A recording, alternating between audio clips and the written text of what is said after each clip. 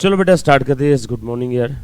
CMA inter paper number 5 financial accounting. Last lecture में capital revenue expense हमने देखे थे, राइट। ये इंपॉर्टेंट है, ये हर एग्जाम में क्वेश्चन इस पे पूछा जाता है। इसमें किसी बच्चे को कोई डाउट जो लास्ट लेक्चर में देखा था? घर पे रिवाइज किया बेटा आप लोगों ने? पढ़ रहे हो ना आप सेम डे? आ जाओ थोड़ा सा आगे बढ़ते हैं। Now accrued income, prepaid expense और अक्रूड एक्सपेंसेस क्या चीज है बच्चे से ध्यान देना। आ जा मुन्ना, है ना, लिखना है बेटा इसमें। यस है बेटा, आ जाओ। छोटी छोटी टर्म है, इंपॉर्टेंट है, आ जाओ। लिखो अक्रूड इनकम, इसी को प्यार से मॉड्यूल में दिया नहीं है बट लिख लो, आउटस्टैंडिंग इनकम भी कहते हैं। इसी का एक और नाम है इनकम रिसीवेबल।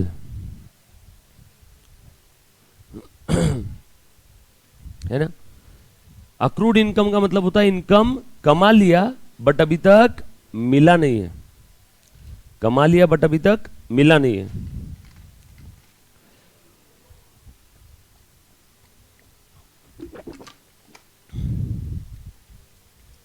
चलो आ जाओ एक सेंटेंस में प्यार से। Income earned but not yet received. Example, credit sale. Example, interest due but not yet received।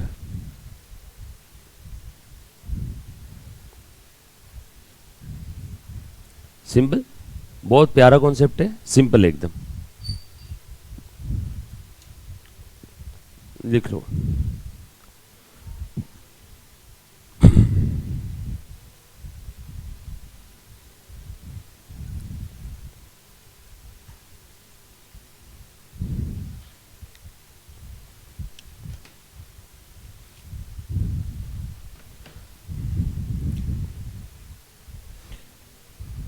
लिखो ट्रीटमेंट। कहां जाएगा बेटे?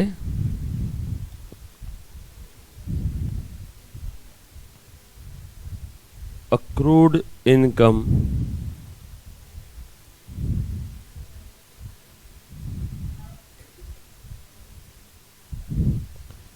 If given in trial balance.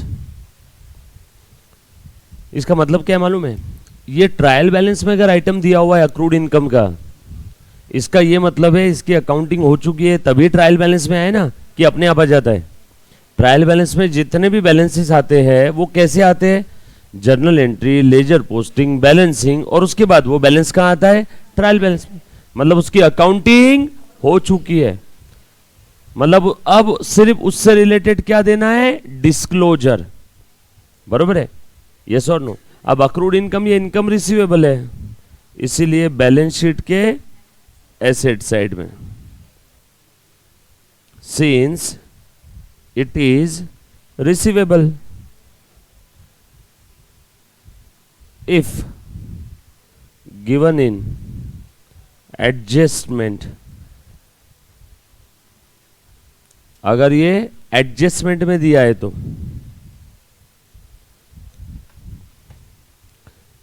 इसका मतलब क्या है? इसकी अकाउंटिंग होना बाकी है। यस और नो? अब करना पड़ेगा। अब अकाउंटिंग बाकी है तो कितने इफेक्ट हो गए? 2।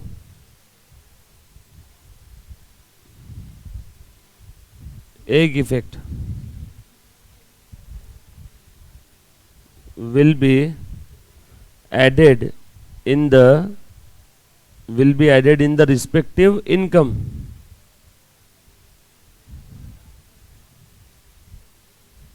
इन रिस्पेक्टिव इनकम में भी, देखो ब्रैकेट में, ट्रेडिंग और पी एंड एल अकाउंट जहां भी रहेगा।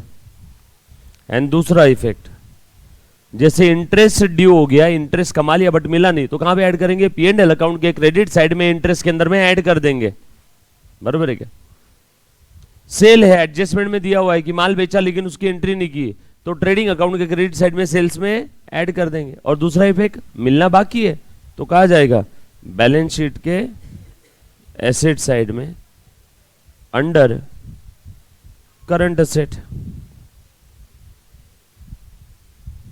That's it. सर हमें पेपर में क्या करना है? देखना है। एडजस्टमेंट में दिया है तो दो इफेक्ट, ट्रायल बैलेंस में दिया तो एक जगह डिस्क्लोजर, एक इफेक्ट नहीं बोलना, एक इफेक्ट देना ये सेंटेंस बोलना गलत बात है। अकाउंटिंग में कभी कोई चीज का एक इफेक्ट होता है क्या? है ना, बचपन से बच्चे लर्न करते हैं, ट्रायल बैलेंस में आइटम है तो एक इफेक्ट, एडजस्टमेंट में तो दो इफेक्ट। एक इफेक्ट क्या होता है? एक इफेक्ट नहीं होता है हमारी दुनिया में। ट्रायल बैलेंस में आइटम अगर दिया है तो उसका एक जगह डिस्क्लोजर, और वो एक जगह कौन सी है? फिनेंशियल स्टेटमेंट में, या तो ट्रेडिंग या तो पीएल या तो बैलेंस शीट, सिर्फ एक जगह डिस्क्लोजर आएगा, एक इफेक्ट आएगा ऐसा नहीं बोलना, एक जगह डिस्क्लोजर। और एडजस्टमेंट में तो दो इफेक्ट, राइट? लिखो नेक्स्ट, आउटस्टैंडिंग एक्सपेंस, इसी को प्यार से बोलते हैं अक्रूड एक्सपेंस, इसी को प्यार से बोलते हैं एक्सपेंसेस पेएबल। इसी को प्यार से क्या बोलेंगे? Expenses payable, right? ये साहब बेटा गुड मॉर्निंग, आ जाओ। क्या बेटा है? Expense payable, simple, any expense payable, है ना? मैं प्यार से बोल देता हूं, expenses due but not yet paid. Due हो गया बट अभी तक पे नहीं किया। Example, salary payable, wages payable, interest payable, rent payable, बहुत सारे, लिस्ट तो खत्म ही नहीं होगी कभी। यस और नो? उसके बाद ट्रीटमेंट बता दो इसका।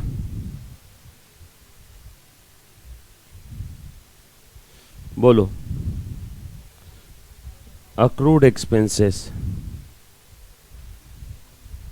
If given in trial balance, तो बैलेंस शीट के लायबिलिटी साइड में। इफ गिवन इन एडजस्टमेंट, तो first effect will be added in respective expense, and second effect balance sheet liability side under the heading current liability, under the heading current liability, CL current liability, please आप पूरा लिखना, current liability, ठीक है?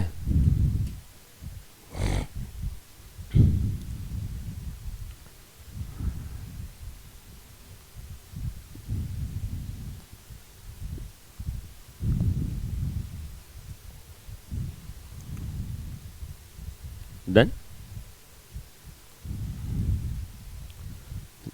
बेटा। देखो धीरे धीरे काफी सारी चीज हो गई। पहले हमने बेसिक्स देखा, क्यों अकाउंटिंग करते हैं, कैसे करते हैं, काफी सारी बेसिक टर्म्स देखी, अकाउंटिंग और बैलेंस शीट इक्वेशन देखा, उसके बाद कुछ जर्नल एंट्रीज पास की, है ना, अकाउंटिंग कॉन्सेप्ट्स, कन्वेंशंस, प्रिंसिपल्स देखा, then most important capital revenue bifurcation देखा। यस और नो? है ना? आ जाओ थोड़ा सा और आगे बढ़ते हैं। लिखा बेटा है सभी ने? पक्का?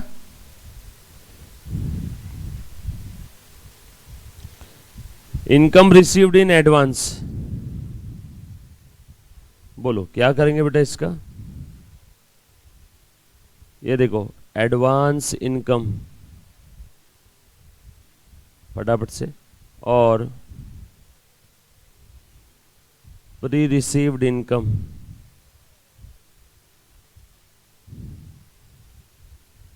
जैसे प्रीपेड एक्सपेंस होते हैं वैसे प्री रिसीव्ड इनकम भी रहेगा ना। सब प्री रिसीव्ड इनकम का एग्जांपल, फॉर एग्जांपल मार्च आपका जो रेंट है वो हमें कब मिल गया, फेब में मिल गया, आपको समझाने के लिए। Received in Feb, March month का रेंट है, फेब में मिल गया, एडवांस इनकम हो गया ना। रेंट मिल रहा है मुझे, मेरे लिए इनकम है, बट मार्च का रेंट मार्च में मिलना चाहिए था, कब मिल गया, फेब में। Advance income, advance income. अच्छा मुझे एक बात बताओ, वो मेरे टेनेंट ने मार्च का रेंट फेब में दे दिया, अब अगर उसे मार्च के पहले पैसों की ज़रूरत है तो क्या वो मुझसे वो दिया हुआ रेंट वापस मांग सकता है क्या? ऑब्वियसली मांग सकता है। एडवांस दिया उसने मुझे, मार्च का रेंट है, उसने मुझे कब दे दिया, फेब में। अगर उसको कोई ज़रूरत पड़ जाती है तो बोलेगा ना सर वो मुझे रेंट वापस दे दो, मार्च का रेंट है मैं मार्च में दे दूंगा आपको, मैंने आपको एडवांस दे दिया था लेकिन अब मुझे अचानक पैसों की ज़रूरत आन पड़ी है, तो क्या वो एडवांस इनकम मुझे वापस करनी पड़ेगी? यस, वो मुझे वापस करनी पड़ेगी, इसीलिए वो लायबिलिटी है। अगर सामने वाला डिमांड करता है तो क्या मुझे उसे देना पड़ेगा? यस, और देना पड़ेगा, वापस करना पड़ेगा, तो मैं उसके लिए लायबल हूं, वो मेरी लायबिलिटी है। जैसे प्रीपेड एक्सपेंस असेट है वैसे प्री रिसीव्ड इनकम लायबिलिटी है। यस और नो? सिंपल, कॉमन सेंस एकदम, है ना। आपने आपके लैंडलॉर्ड को मान लो आने वाले 6 महीने का रेंट एडवांस दे दिया, उसमें से 1 महीना खत्म हो गया, बरोबर है, 1 महीना आपने यूज कर लिया, अभी भी 5 महीने का रेंट एडवांस है। अब आप रूम छोड़ के जा रहे हो तो आप उसे बोलोगे ना कि मैंने 6 महीने का रेंट दिया था, 1 महीना में रह गया और अब मैं रूम छोड़ के जा रहा हूँ, वो 5 महीने का रेंट वापस करेगा कि नहीं? आपको उसको वापस करना पड़ेगा। जिसने एडवांस इनकम रिसीव किया है उसे वो वापस करना पड़ेगा, अगर सामने वाली पार्टी डिमांड करती है तो वापस करना पड़ेगा, इसीलिए उसको क्या बोलते हैं हम लोग, लायबिलिटी। सर नहीं मांगा तो वापस करने का काम नहीं, फिर 1-1 महीना वो एडवांस इनकम से हम लोग इनकम में ट्रांसफर करते रहेंगे, एडवांस इनकम धीरे धीरे खत्म हो जाएगी। जैसे ही मार्च मंथ आ जाएगा, मैंने वापस नहीं मांगा रेंट, ये मैंने मेरे लैंडलॉर्ड को रेंट दे दिया या मेरे टेनेंट ने मुझे रेंट दे दिया, मार्च का रेंट फेब में ही दे दिया, उसने वापस मांगा नहीं है, मार्च मंथ आ गया, मार्च मंथ आने के बाद ये एडवांस इनकम में एडजस्ट कर दूंगा, बरोबर है क्या? देखो जरा मैं एंट्री करके बताता हूं, है ना। रिसीट ऑफ एडवांस इनकम, है ना, ये मिल गया, मिल गया, बोलो तो बेटा क्या आएगा, cash account debit to advance rent और एडवांस इनकम और प्री रिसीव्ड इनकम, मान लो आपको समझाने के लिए 1000 रुपये, बराबर है। अब वो समय आ गया जिस समय इनकम ड्यू होना चाहिए था, ये कब मिला, फेब में। फेब में मैंने एंट्री पास कर दिया, देखो लायबिलिटी, लायबिलिटी का क्रेडिट बैलेंस, इसलिए मैंने एडवांस इनकम को क्रेडिट किया, पैसे आ गए तो कैश को डेबिट कर दिया, एडवांस इनकम मेरी लायबिलिटी और लायबिलिटी का क्रेडिट बैलेंस है, लायबिलिटी बढ़ती है तो क्रेडिट करो, जैसे मैं एडवांस इनकम रिसीव करता हूँ मेरी लायबिलिटी बढ़ गई ना, बैलेंस शीट की लायबिलिटी साइड बढ़ गई और इधर असेट में कैश बढ़ गई, देखो बैलेंस शीट टैली, बरोबर है। अब क्या हो रहा है, अब मार्च मंथ आ गया, मार्च आ गया, अब बोलो अब वो एडवांस इनकम रहा है क्या है, अब तो वो मेरा इनकम हो गया, अब वो एडवांस इनकम नहीं रहा, मैंने मेरे टेनेंट को बुलाया इधर आ, अब वो जो तूने एडवांस दिया था ना फेब में मार्च का, मार्च आ चुका है, अब तेरा एडवांस खत्म, मैं मेरे अकाउंटेंट को बोलूंगा चलो लायबिलिटी खत्म कर, अब लायबिलिटी को खत्म करना है, पहले क्रेडिट किया था अब क्या करेंगे, डेबिट, और अब वो मेरी क्या हो गई, प्रॉपर इनकम, समझ लो रेंट है, देखो मैंने उसको रेंट बना दिया, इनकम बढ़ गई ना, इनकम बढ़ती है तो इनकम को क्रेडिट करो, एडवांस इनकम सेट ऑफ और advance income transfer to our income, advance income को मैंने इनकम में ट्रांसफर कर दिया। अब बोलो उस टेनेंट का एडवांस है क्या, हो गया भैया तेरा एडवांस खत्म हो गया, अब बोल यहां से आगे क्या बोलना है, तो फेब में तेरा एडवांस था, फेब में तूने मार्च का दे दिया तो 28 फेब तक तूने बहुत मजे कर लिए एडवांस एडवांस बोल के, अब जैसे ही 1 मार्च आ गया मैं क्या बोल दूंगा, भैया वो एडवांस इनकम नहीं रहा तेरा, अब वो मेरे लिए क्या हो गया, इनकम, अब वो मेरा है, अब मुझे वापस करना है क्या उसको, अब मेरी लायबिलिटी है क्या, इसलिए मैंने लायबिलिटी को खत्म किया, पहले लायबिलिटी को क्रेडिट किया था बाद में लायबिलिटी को डेबिट कर दिया, सिंपल है, पक्की बात।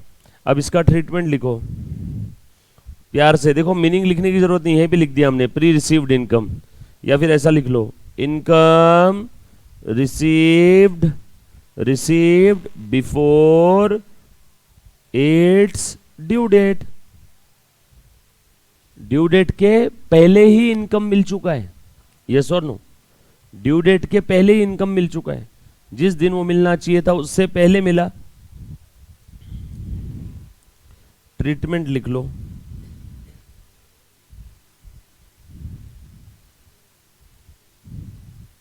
बताओ तो बेटा। एडवांस इनकम,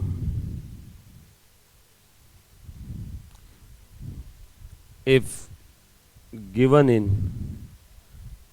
ट्रायल बैलेंस, बरोबर, if given in trial balance, कहां पे आएगा बेटा? Balance sheet liability side, under the heading current liability. If given in adjustment,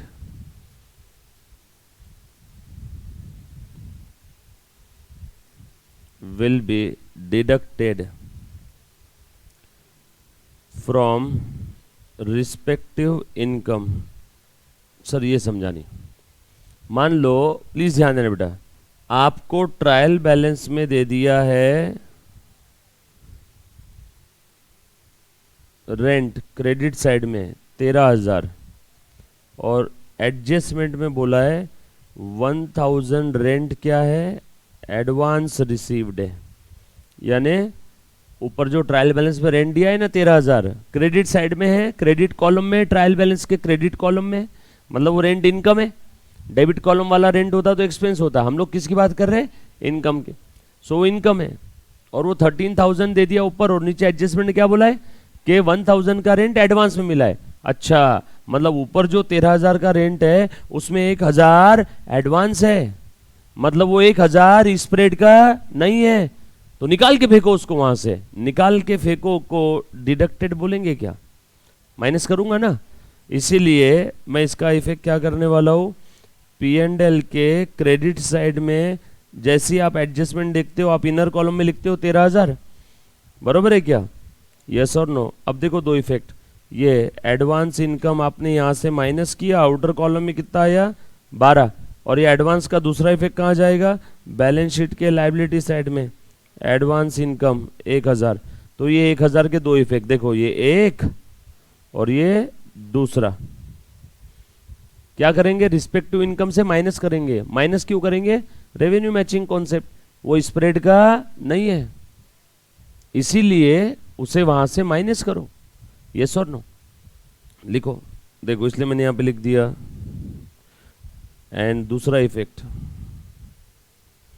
balance sheet liability side under the heading current liability, current liability.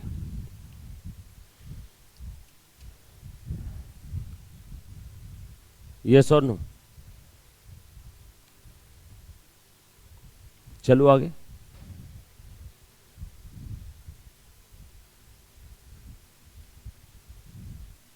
Clear? आज लिखा बेटा सभी ने? पक्का? किसी को बाकी है लिखने का? Online offline? आ जाओ।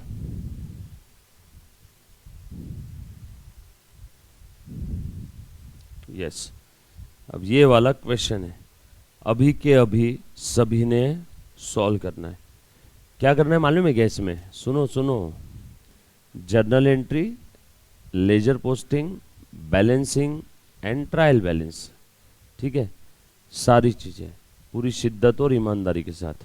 मैं एक बार डिस्कस करूं थोड़ा, सुनो, देखो ध्यान देना। क्या दिया है? गौरव स्टार्टेड अ बिजनेस। अच्छा, ये एंट्रीज पास करना है, मतलब अपना सिंपल सा रूल है। क्या रूल याद है सभी को जर्नल एंट्री का? क्या रूल है बेटा? All assets, drawing, debtors, expense, losses are always having debit balances. If these accounts further increase will be debited. asset, drawing, debtors, expense, losses, ये टाइप के अकाउंट बढ़ते हैं तो डेबिट करो। अच्छा, एक बच्चा बोल रहा है लिखना है, ये ले बेटा, लिख ले, नेहा साधवानी।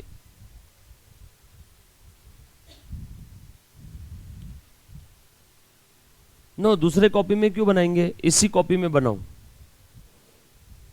जिस बुक में आप लिख रहे हो फेयर में, इसी में बनाना है, दूसरे कॉपी में नहीं बनाना है। सर कैसे बनाना है, देखो आप आपकी बुक में ऐसा लिखोगे, आप आपकी बुक में ऐसा लिखोगे, जहां पे भी आप आंसर लिखना स्टार्ट करोगे ना, वहां पे लिखोगे question number 15, page number 52, ICMAI SM मतलब स्टडी मटेरियल, ठीक है, क्रॉस रेफरेंस के लिए। तो फ्यूचर में आपके बुक में आंसर है, आपको ये नहीं पता है कौन से क्वेश्चन का आंसर है, क्या लिखोगे, question number 15, page number 52, ICMAI study material, है ना। तो आपके पास क्रॉस रेफरेंस के लिए पता होना चाहिए ना, कभी भी आंसर देखोगे तो क्वेश्चन का है इसका। डोंट वरी, स्टडी मटेरियल में पूरा नोट्स में कवर अप कर रहा हूँ, मटेरियल के क्वेश्चंस आपको अलग से स्टडी मटेरियल पढ़ने की ज़रूरत नहीं है, सारी चीज़ें मैं नोट्स में कवर अप कर रहा हूँ। फिर जिस दिन आपके हाथ में नोट्स आ जाएगी ना, तब साइड में अपने नोट्स का पेज नंबर लिख देना है, क्वेश्चन का क्रॉस रेफरेंस होना ज़रूरी है। तो आप अभी ऐसे लिखोगे, question number 15, page number 52, ICMAI study material, right.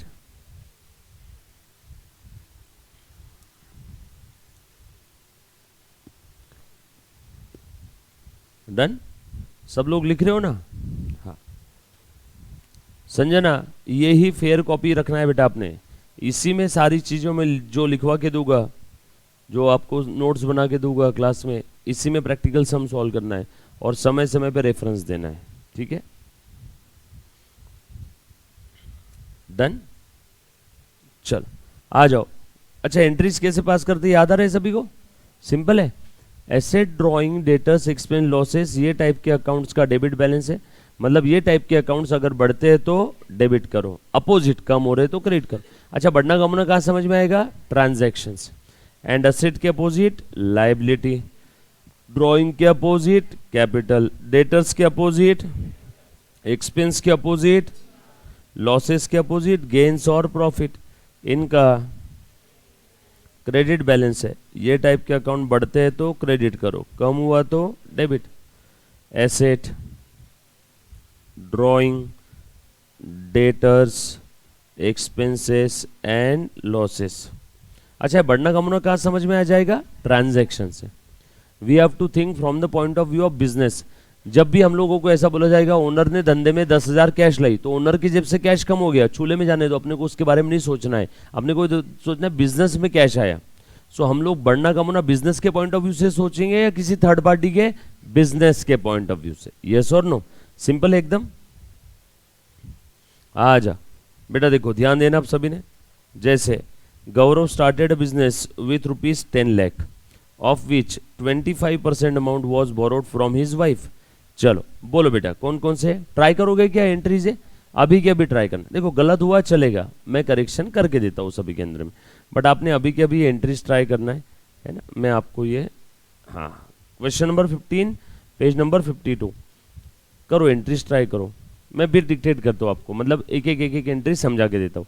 But entries, ledger posting, balancing, trial balance, है ना। हाथ दुख के आ जाए तब तक के ट्राई करो, बोर होगा, इरिटेट होगा। सबसे ज़्यादा जो इरिटेटिव वर्क है वो है entry, posting, balancing, trial balance बनाना। समय जाता है बट करना पड़ेगा, बराबर है। एटलीस्ट 2-4 सम हाथ के नीचे से जाने चाहिए, तो आप पेपर में फटाफट से करके आंसर टाइप कर पाओगे। आपका एग्जाम ऑनलाइन है, राइट, आपको उसमें आंसर फिगर लिखना है, बट वो फिगर कब आएगी, जब आप हाथ से पूरा सॉल्व करोगे। उसके बाद आपको यहाँ पे डायरेक्टली ये पूछा जाएगा, 8 से 10 नंबर के लिए क्वेश्चन रहेगा, मिनिमम 10 नंबर के लिए, और पूछेंगे ट्रायल बैलेंस की टोटल क्या है ना। या फिर पूछ लेंगे ये अकाउंट का बैलेंस कितना है। सर शॉर्टकट भी तो होता होगा ना ट्रायल बैलेंस की टोटल के लिए, शॉर्टकट है, लेकिन जरूरी है कि ट्रायल बैलेंस की टोटल ही पूछेंगे। मान लो आपको पूछ लिया कैपिटल का फाइनल बैलेंस क्या है, मान लो आपको कोई अकाउंट का बैलेंस पूछ लिया, डोंट वरी, शॉर्टकट भी बताता हूं मैं कैसे करना है, बट एक बार आप ये पूरा सॉल्व करो, फिर उसके बाद बगैर सॉल्व के मैं आपको बताऊंगा ट्रायल बैलेंस की टोटल कैसे निकाल सकते हैं, यस और नो। बगैर सॉल्व के बताऊंगा कोई पर्टिकुलर अकाउंट का बैलेंस कैसे निकाल सकते हैं कैलकुलेटर हाथ में लेकर के, ठीक है। लेकिन आप लोगों को आंसर शीट भी अपलोड करना पड़ता है, मालूम है क्या? ये मालूम है कि नहीं सभी को? है ना? तो वहां पे अगर किसी बच्चे ने शॉर्टकट से करके आंसर निकाल लिया कैलकुलेटर पे, तो क्या वो कैलकुलेटर का फोटो अपलोड करेगा क्या? आपको लिखा हुआ आंसर अपलोड करना पड़ता है। तो एनी हाउ आपको आंसर सॉल्व करना ही है, भले ही ऑनलाइन एग्जाम है, बट आपको आंसर पेपर पे लिखना है क्या? यस। डन, करो बेटा फटाफट से।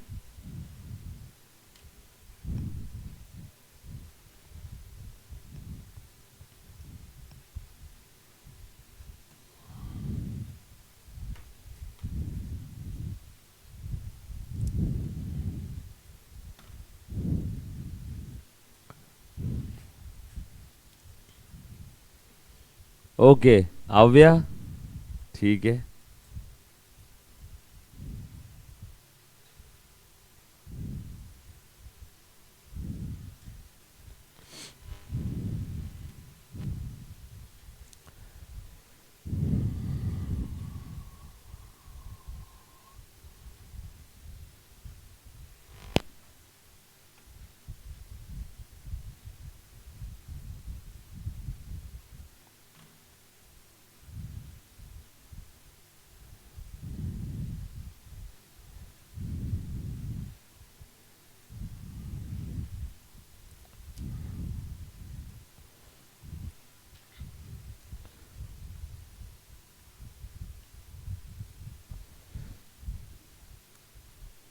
एड प्लीज ध्यान दे दे। फर्स्ट वाली एंट्री क्या है देखो जरा। Gaurav started business with 10 lakh of his 25% borrowed from wife. 10 lakh से बिजनेस स्टार्ट किया, कैश अकाउंट डेबिट 10 लाख। इसमें लोन लिया वाइफ से, लोन फ्रॉम वाइफ अकाउंट 2,50,000, 25% है ना 10 लाख का, टू कैपिटल आ जाएगा 10 लाख। दूसरे में बरोबर है ना, सॉरी 7,50,000, सॉरी 7,50,000। दूसरे में लिखा है purchase goods from Aniket worth ₹40,000 at 20% trade discount. ओ हो, ट्रेड डिस्काउंट है। हमेशा ध्यान रखना, जब कभी भी जिंदगी में आपको ट्रेड डिस्काउंट दिया है तो उस समय सबसे पहले ट्रांजैक्शन प्राइस जो भी है उसमें से first of all straight away trade discount minus करो। बोलो बचा कितना? 36,000। सारा हिसाब किताब अब 36 का रहेगा। ट्रेड डिस्काउंट या अक्रॉस द काउंटर ये माइनस हो जाता है, नाम में मीनिंग है at the time of trade itself. Trade discount क्यों देते हैं? बोलो बेटा, ये ना 20% है, 20% माइनस कर दो तो कितना बचेगा यहाँ पे? 32,000। At the time of trade itself, across the counter, trade बढ़ाने के लिए। इसकी बुक्स में एंट्री क्यों नहीं होती मालूम है? हमने माल की कीमत ही कम कर दिया। अब वो माल था 40,000 का, हम सारा हिसाब किताब भी उसका कितने का कर रहे हैं? 32,000 का। सो बुक्स में अकाउंटिंग भी कितने की होगी? 32 की। 8,000 का कहीं पे कुछ आया, हमने स्ट्रेट वे प्राइस ही कम कर दिया ना। समझ रहे हो क्या? स्ट्रेट वे प्राइस ही कम कर दिया at the time of transaction. ऐसा नहीं कि 40 में बेचा और 40 में बेचने के बाद उसको बोला 8 13 कम कर रहा हूं, तो फिर 8 की एंट्री आएगी, क्योंकि बेचते समय 40 दिखाए ना। आप 8 कम करोगे तो इस 40 को भी कम करना पड़ेगा, बुक्स ऑफ अकाउंट्स में छेड़छाड़ होगी। लेकिन हमने वो ट्रांजैक्शंस को बुक्स में आते समय ही 32 का बोल दिया। Across the counter, at the time of transaction, at the time of trade itself, मैंने प्राइस ही कम कर दिया। देखो प्राइस कम कर दिया। अब जो भी हिसाब किताब होगा, अब ये परचेस का अकाउंट कितने से बनेगा? 32,000 से। And 1/5 amount paid in cash. सुनो, 32 का 1/5 कितना होता है बेटा? रुको, और बैलेंस कितना बचा? 4/5। बता रहे बेटा 1/5 कितना हुआ? 6,400 है ना। और बचा कितना है यहाँ पे? 32 में से 6 गए 26, 25,600। ये इतना क्या हुआ? देना बाकी है क्या? इतना हमने कैश पे कर दिया और इतना पेएबल है। किसको देना है? अनिकेत को। खेल खत्म। परचेज का डेबिट बैलेंस, परचेस किया तो परचेस बढ़ेगा, सो परचेस को डेबिट करो। सो परचेस कितने का? 32,000 का। टू कैश कितना पे किया? 6,400। कैश कम हो गया ना, कैश एसेट है, एसेट का डेबिट बैलेंस कम होता है तो क्रेडिट करो। और टू अनिकेत अकाउंट, देना बाकी है। अनिकेत मेरा क्रेडिटर बन गया, क्रेडिटर का क्रेडिट बैलेंस, क्रेडिटर बढ़ते हैं तो क्रेडिट करो। और देखो ना, ये हमारा रूल है, इसी के हिसाब से कर रहा हूं। क्रेडिटर का क्रेडिट बैलेंस, क्रेडिटर बढ़ते हैं तो क्रेडिट करो। सर आपको कैसे समझा क्रेडिटर बढ़ गए? और उधारी में लिया ना माल, कैश 150 दिया, बचाओ देना बाकी है, बरोबर है। किसी को ये एंट्री में डाउट है बेटा? Please anybody? पक्की बात? सर एंट्री आप कैसे करते हो यार? फर्स्ट स्टेप, सेकंड स्टेप, दिल में चल रहा है ये तीनों भी स्टेप। फर्स्ट स्टेप, वो ट्रांजैक्शन पढ़ो, मातृभाषा में कन्वर्ट करो, चेक करो उसकी वजह से कौन कौन से अकाउंट पे इंपैक्ट आ रहा है। अब वाला ट्रांजैक्शन हमने पढ़ा, उसमें कौन कौन सा माल खरीदा तो एक बनेगा परचेस अकाउंट, माल बेचा रहता तो बनता सेल्स अकाउंट, कैश पे कर दिया थोड़ी बहुत तो एक बनेगा कैश अकाउंट। तीसरा, थोड़ा सा कैश देना बाकी है तो एक बनेगा पार्टी का अकाउंट, लेन देन पेंडिंग है तो पार्टी का अकाउंट बनता है ना, क्रेडिटर या डेटर, एक बनेगा पार्टी का अकाउंट, पार्टी का नाम था अनिकेत। परचेस का डेबिट बैलेंस, सो लिख दूं क्या? परचेस को आप ट्रेडिंग अकाउंट के डेबिट में लिखते हो, रेवेन्यू एक्सपेंस ट्रीट करो, एक्सपेंस बोला तो भी डेबिट बैलेंस, बट एक्चुअल में परचेस ये रियल अकाउंट है। माल खरीदा, माल परचेस, बेचा नहीं अभी तक, माल खरीदा, बस इतना ही बोला है, माल खरीदा है मतलब कहां पे पड़ा होगा? गोडाउन में, गोडाउन में पड़ा है मतलब स्टॉक, स्टॉक मतलब असेट, सो असेट भी बोला तो भी आंसर क्या आएगा? Debit balance. सो कुछ भी बोलो आएगा डेबिट बैलेंस ही। सो मैंने लिख दिया यहाँ पे डेबिट बैलेंस। रूल क्या है? बढ़ता है तो डेबिट, कम हुआ क्रेडिट। माल खरीदा तो परचेस बढ़ता है कम होता है? बढ़ेगा। परचेस करेंगे तो परचेस बढ़ेगा। दूसरी स्टेप क्या थी? बैलेंस लिखो। तीसरी स्टेप डेबिट होगा या क्रेडिट होगा? कैश अगेन क्या है? Asset drawing, debtors, expense, loss, liability, capital, creditor, income, gain. Cash asset है, असेट का डेबिट बैलेंस, देयरफॉर कैश का भी डेबिट बैलेंस। यस और नो? सो लिख दूं क्या? कैश का अगेन डेबिट बैलेंस। कैश बढ़ती है तो डेबिट करो, कम हुआ तो क्रेडिट करो। बढ़ना कमना कहां समझ में आएगा? ट्रांजैक्शन। क्या लिखा है? पेड, कैश पेड, पे किया तो कैश, कम हो गया तो क्रेडिट कर दो। उसके बाद अनिकेत, अनिकेत कौन है? रुक जा भैया, ट्रांजैक्शन बता, अनिकेत कौन है? उससे उधारी माल लिया हमने, पैसे देने बाकी है, मतलब अनिकेत कौन है? क्रेडिटर। क्रेडिटर का क्रेडिट बैलेंस, क्रेडिटर बढ़ते हैं तो क्रेडिट करो, कम हुआ तो डेबिट करो। या अनिकेत को हमने पैसा दे दिया, क्रेडिटर कम हुआ कि अनिकेत से उधारी में लिया क्रेडिटर बढ़ा? उधारी में लिया है माल। जब भी आप उधारी में माल खरीदते हो तो आपके क्रेडिटर्स, ये देखो हो गई entry. Purchase account debit, cash कितना पे किया, देना कितना बाकी है, हो गया एंट्री। ये आपके मन में चलेगा। ये तीन step, first step accounts identify कर, सेकंड स्टेप बैलेंस कौन सा है लिख, थर्ड स्टेप डेबिट होगा कि क्रेडिट होगा, है ना? सिंपल है, ऐसे ही करेंगे ना हम लोग। एक ही रूल फॉलो करना, बहुत सिंपल रूल है रे। डेबिट बैलेंस वाले अकाउंट बढ़ते हैं तो डेबिट करो, बाकी उल्टा उल्टा उल्टा। क्रेडिट बैलेंस वाले अकाउंट बढ़ते हैं तो क्रेडिट करो, अपोजिट बोलने का काम नहीं। अच्छा भाई देखो, बढ़ना कमना कहाँ समझेगा? ट्रांजेक्शन। कार खरीदा, बोलो कार एज एसेट बढ़ गया, डेबिट करेंगे। कार बेचा, कार एज एसेट कम हो गया, क्रेडिट कर देंगे। सैलरी ड्यू हो गई, सैलरी एज एक्सपेंस बढ़ गया, सैलरी को डेबिट करेंगे। रेक्टिफिकेशन ऑफ एरर में सैलरी 10,000 थी, गलती से 12,000 डेबिट कर दिया, अरे सैलरी 2,000 एक्स्ट्रा डेबिट किया, अब क्या करेंगे? कम। सैलरी एक्सपेंस है, डेबिट बैलेंस बढ़ता है तो डेबिट, कम करना है तो क्रेडिट।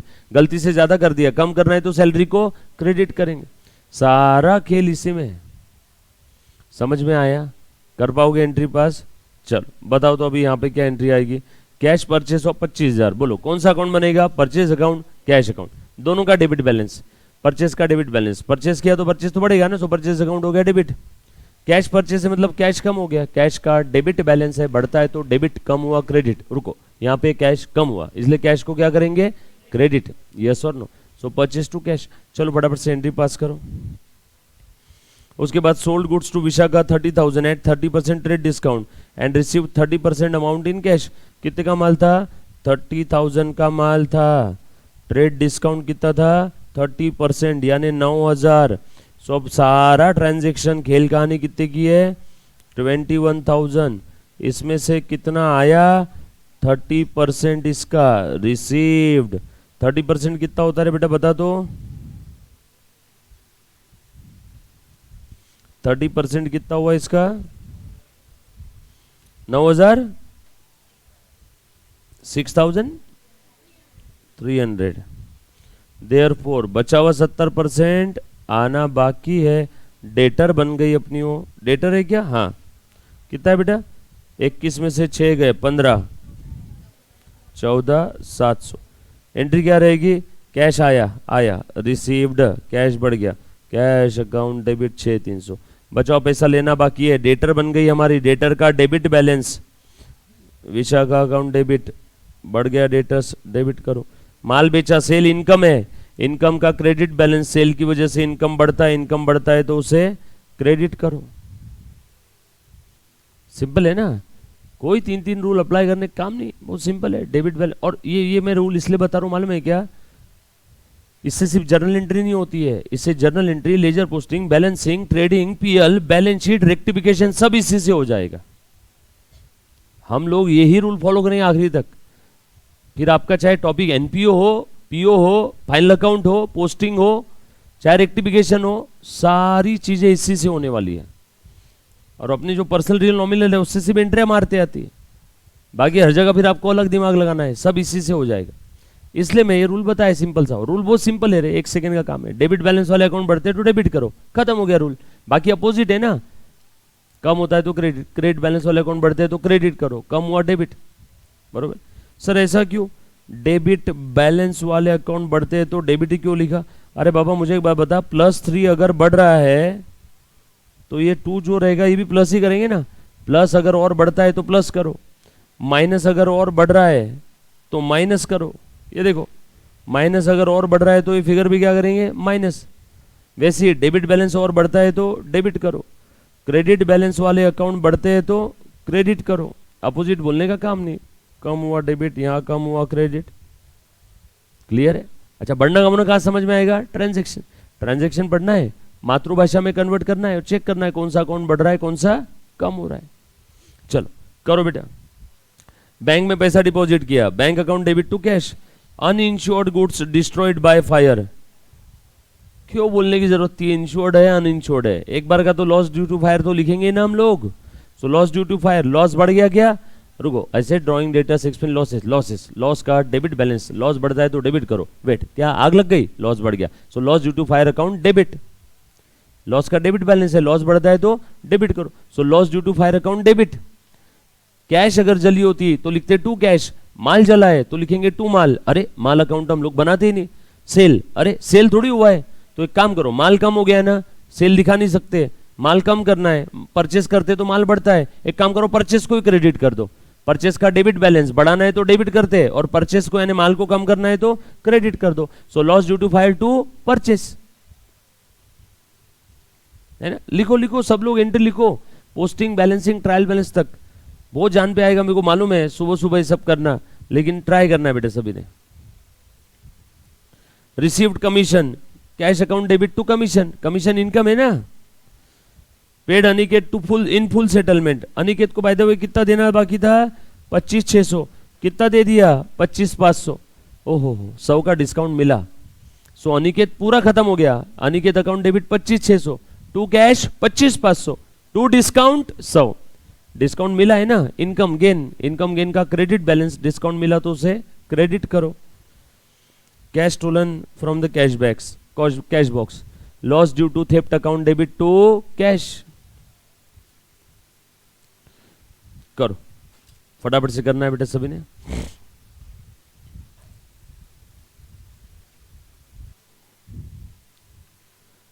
करो बेटा फटाफट से। Journal entry, ledger posting, balancing and trial balance, ठीक है, आप लोग करोगे और अभी के अभी चेक करना है अपने, है ना, ट्रायल बैलेंस का क्या है। तो मैं ट्रायल बैलेंस का आपको बैलेंसिंग ये बता रहा हूँ सिर्फ टोटल, वो सिर्फ लिख करके रख लो आपके पास, है ना, चेक करने के लिए आपको आसानी हो जाएगी। देख लो बेटा, 10,26,900, बस ये लिख करके रखो आपके पास। ट्रायल बैलेंस का टोटल इतना आना चाहिए, 10,26,900, ठीक है। करो फटाफट से।